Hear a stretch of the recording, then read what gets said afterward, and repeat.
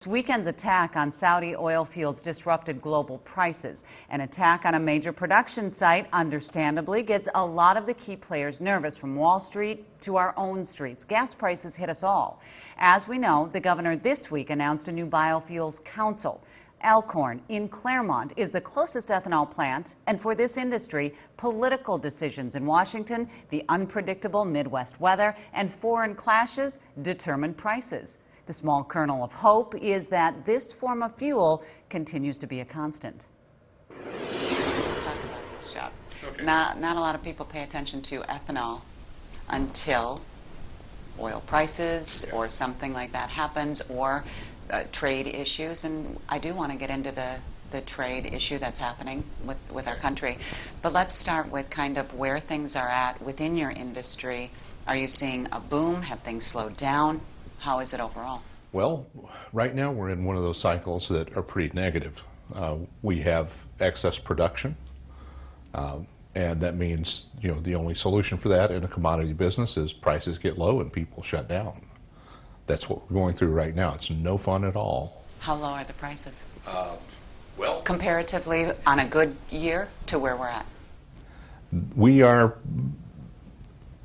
about half of where I think we ought to be. And compared to gasoline, if you knew what they were paying for the ethanol portion, you'd be really mad at the pump. Explain that, because it's hard. They're selling it very cheaply. Well, it's hard as a consumer to kind of wrap our heads around the gas price, the ethanol price, and not all cars take ethanol. I'd rather do that because I see the sign that tells me it's a whole lot cheaper. Well, actually, all cars do take ethanol. As a matter of fact, nearly all cars in the United States are running on ethanol. Nearly all gasoline is a 10% blend. The reason for that is because ethanol is an incredibly high-octane fuel. And it's the cheapest source of octane out there, especially at the price we're selling it for these days. It's really cheap. So it's much cheaper to buy the ethanol from an ethanol plant and use that for the octane to boost the stuff we call gasoline up to make it 87 octane than it is to produce that octane component inside the refinery. So that's what refiners are doing all over the whole United States, because ethanol is so cheap compared to what they can make.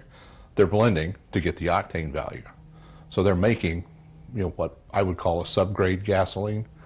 You know what gasoline is? Everybody thinks it is a single compound. No, it's a characteristic made up of 200 plus compounds that when you mix them all together, they have certain characteristics for vaporization and burning and octane and all that sort of stuff. There's all kinds of things that are required to make something we call gasoline. Ethanol is just one part of that, but it's the octane part, and it's the oxygenate part. That's another cool thing, that it supplies oxygen to the fuel, so it helps that other stuff burn more completely and reduces air emissions. When something like what happened in Saudi Arabia happens and there's an attack on a major oil producing country or refinery or factory, all we know, because we don't know what all goes into it, all we know is that gas prices go up a quarter, 50 cents, $1, and people don't start to pay attention until it really starts to squeeze us. Yes. So try to explain the difference in the pricing, and if you're telling me I can go and stick an ethanol pump into my gas tank and get that for $1 or $2 cheaper per gallon, why wouldn't I do that? Well, you don't get it for $1 or $2 cheaper at the pump, do you? You don't see that price. I'm just saying that's where when it was where at we're $4, at. I was wishing that my car took pure ethanol, a flex fuel car. Yes. Yeah. Strangely enough, that's all I drive, and have for a long, long time. But that's because I'm really pleased that I frankly use less of our petroleum. That's a fairly precious resource, and we're pumping it out of the ground and using it up pretty fast. We need it in a lot of places, and I like the fact that we're doing something that helps extend that, replaces it with something that's renewable and burns cleaner. Are you against major oil and big oil companies? Because they're your competition, aren't they? Yeah, they're our competition. They definitely make our lives much harder than they have to be. So anytime there's a hurricane, anytime there's an attack, anytime something big happens within the oil industry, a spill, you're watching the news very closely. Yes. Yes. I keep thinking if it was an ethanol spill, you might have drunk fish, but you wouldn't have all that devastation, right? Right. Sorry, that's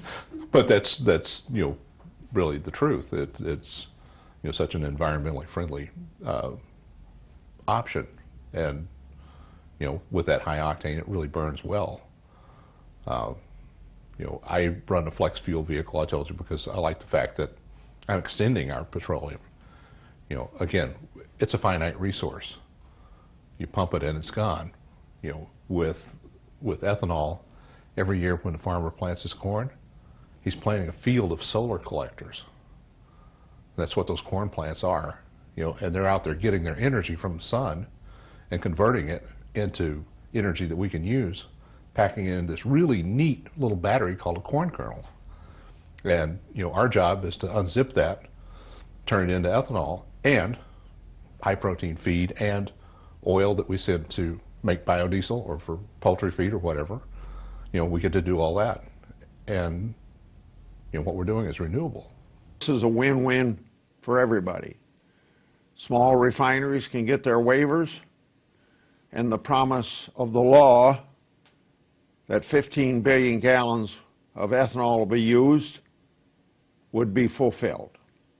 So I don't know where you can change that agreement at all, where everybody can win. We'll just have to wait and see. We're talking about waivers for farmers. That's Republican Senator Chuck Grassley in Iowa saying that ethanol producers may soon hear some positive news about those waivers. He met with White House officials, the Ag Department, and the EPA looking for a waiver agreement to be signed that will benefit those in the corn industry.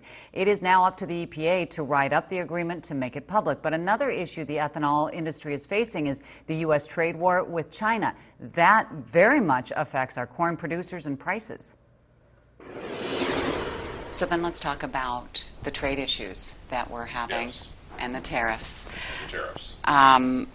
As you're watching this unfold politically, it affects you, your livelihood, and the livelihood of all the people employed here and in plants like this across the country. Right. Where do your thoughts go? Are you glad that we have a president who some people are saying is finally holding this country accountable, China? Or are you upset, where other people are, saying, you know what you're doing is ruining our relations with China? I don't think I'm going to dive into that end of the political realm. I will tell you that, China has been a difficult partner for a long time. And our industry and the farm industry has been whipsawed by China, putting on a large book, buying a lot, and then suddenly shutting it off and watching the prices tumble, and then they're back in the market buying more. They can do that. They've not been a great partner in that regard, but it's such a huge market, everybody wants to be able to serve it. Of course we do, right? We'd love to be able to be shipping ethanol there. We don't. There's a huge tariff. And by the way, there was a huge tariff on ethanol before this trade war. Our distillers' grains, we've shipped a lot of distillers' grains from here to China. We ship none. We had trade, huge tariffs before the trade war. It was one of those things that China was doing, try to slow down what was coming from the U.S. and build their own industry up. That's what tariffs usually are about. But I'm not opposed to getting some sense and rationale into our trade negotiations, into our trade, but it needs to be open and free. That's what we really want. And we're not there. You get up in the morning and need to check the news. What are you looking for? What is it? Is it I know it all will affect you, what's happening in Washington, the politics, the fighting with other countries, foreign relations, whatever. But do you go straight to the stock market? Are you checking the weather? What is it that affects you the most that you check first?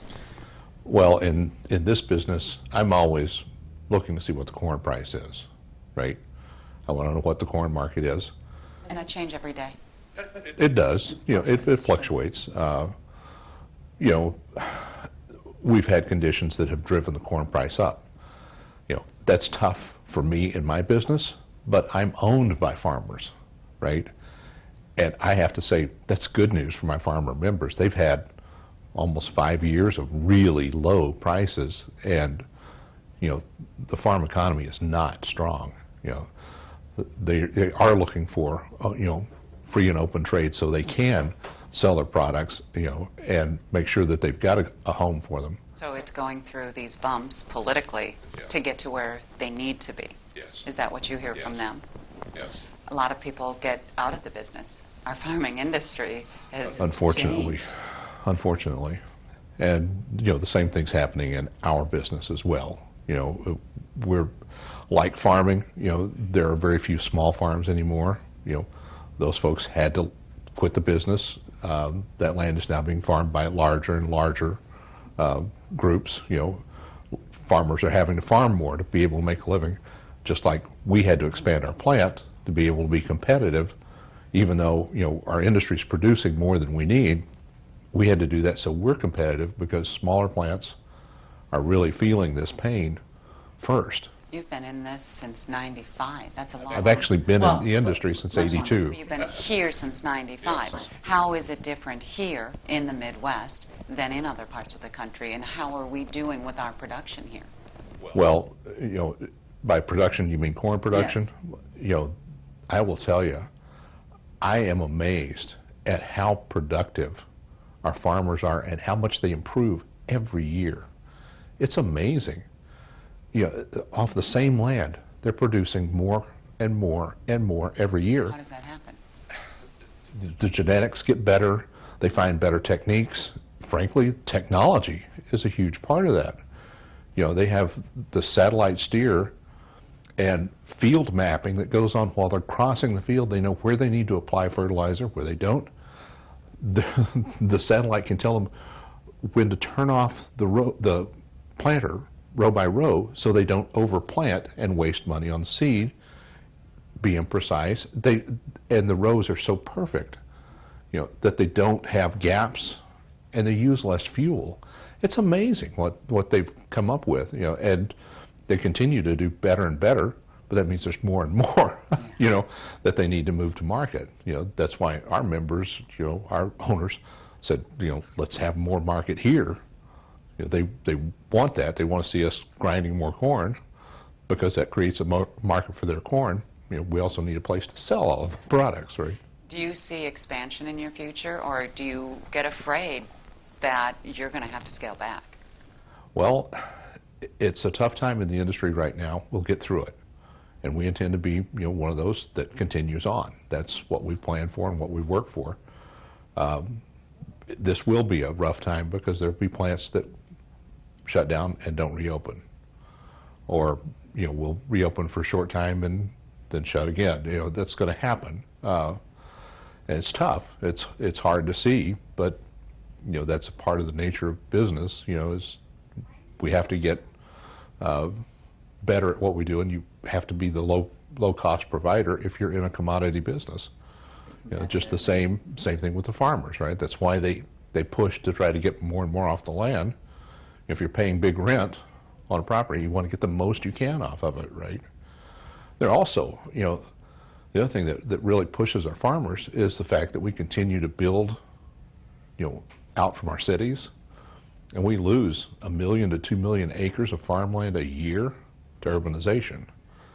That puts pressure on them as well. And that's what's happening in our little corner, because Rochester's pushing west. Absolutely. And we had a program years ago called the CRP, Crop Reduction Program, where lands that were a little more marginal, farmers could just plant to grass or whatever and get paid to not farm it, right?